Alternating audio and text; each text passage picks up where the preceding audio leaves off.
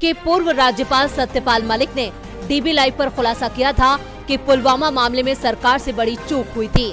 मैंने पीएम को इस बारे में बताया था, लेकिन मुझे उस समय चुप रहने को कहा गया। मलिक के बयान के बाद से ही देश भर में हंगामा मचा हुआ है।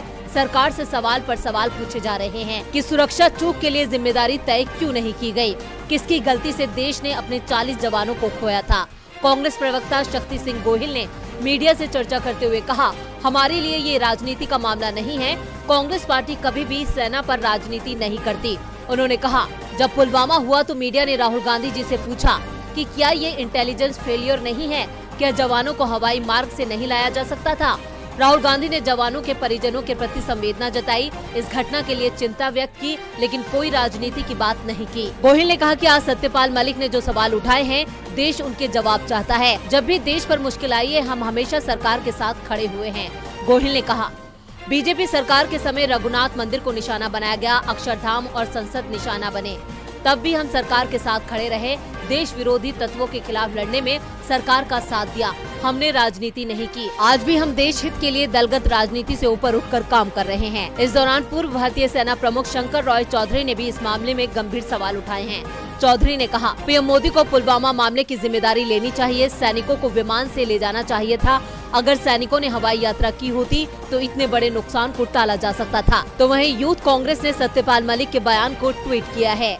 जम्मू कश्मीर के पूर्व राज्यपाल सत्यपाल मलिक का पुलवामा मामले में सनसनीखेज खुलासा देश को स्तंभ करने वाला है। मलिक ने पीएम से कहा था कि यह आपकी नाकामी थी, पर पीएम ने कहा तुम अभी चुप रहो, और इसी चुप्पी के खिलाफ यूथ कांग्रेस ने एक नया मोड़ आ गया है। अजीत पवार के बीजेपी में जाने की अटकलें लगाई जा रही थी। इन अटकलों पर खुद एनसीपी नेता अजीत पवार ने विराम लगा दिया है। अजीत पवार के बयान से बीजेपी को बड़ा झटका लगा है। उससे पहले शरद पवार ने भी इन अटकलों पर अपना पक्ष रखा था। बीजेपी और शिंदे गुट के नेताओं की तरफ से बार बार ये कहा जा रहा था कि अगर अजीत पवार आते हैं तो हम उनका स्वागत करेंगे। इस पर खुद अजीत पवार ने साफ किया है कि मैं कहीं नहीं जा रहा हूं। मेरे बीजेपी में जाने को लेकर जो भी बातें मीडिया में चल रही हैं, उनमें कोई भी सच्चाई नहीं है।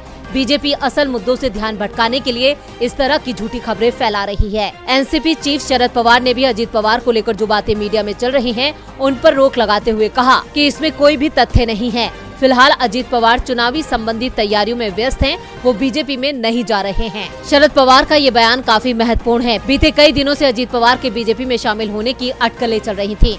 वहीं ये भी दावा किया जा रहा था कि अजीत पवार ने व्यक्तिगत रूप से 40 एनसीपी विधायकों का समर्थन और उनके सिग्नेचर भी हासिल कर लिए हैं। अजीत पवार के कुछ कट्टर समर्थक विधायकों ने ये भी कहा था कि दादा जो भी फैसला लेंगे हम उनके साथ रहेंगे। अब अजीत पवार ने ही अपने बीजेपी में जाने की खबरों को पूरी तरह से खारिज कर दिया है। इससे साफ है कि सुप्रीम कोर्ट में शिंदे गुट के 16 विधायकों को लेकर जो फैसला आने वाला है, उससे बीजेपी को अपनी सत्ता जाने का डर सता रहा है, इसलिए वो ऐसी खबरें फैला रही है। बानो मामले की सुनवाई करते हुए सुप्रीम कोर्ट ने तल्ख टिप्पणियां की है। दुष्कर्म के 11 आरोपियों को जल्द रिहा किए जाने पर सुनवाई करते हुए कोर्ट ने कहा कि हर बार सुनवाई होने पर एक आरोपी इस अदालत में आएगा और सुनवाई स्थगित करने की मांग करेगा। 4 हफ्ते बाद दूसरे आरोपी भी ऐसा ही करेंगे। ऐसे में ये सिलसिला दिसंबर तक चलेगा।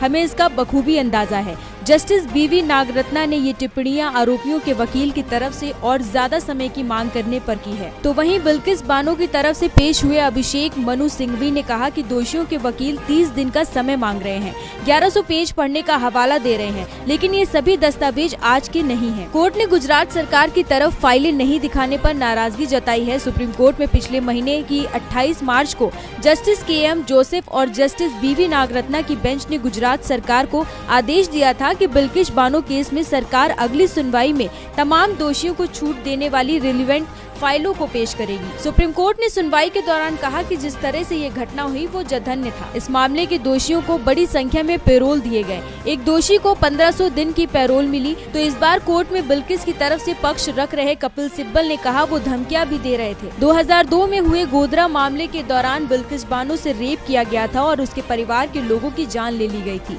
इस मामले में 11 लोगों को सजा सुनाई गई थी, जिन्हें पिछले साल 15 अगस्त के वक्त से पहले रिहा कर दिया गया था। इसके बाद बिल्किस बानो ने 30 नवंबर 2022 को सुप्रीम कोर्ट में याचिका दायर की थी, जिस पर सुप्रीम कोर्ट में सुनवाई चल रही है। कोर्ट का रुख आरोपियों और बीजेपी सरकार को लेकर काफी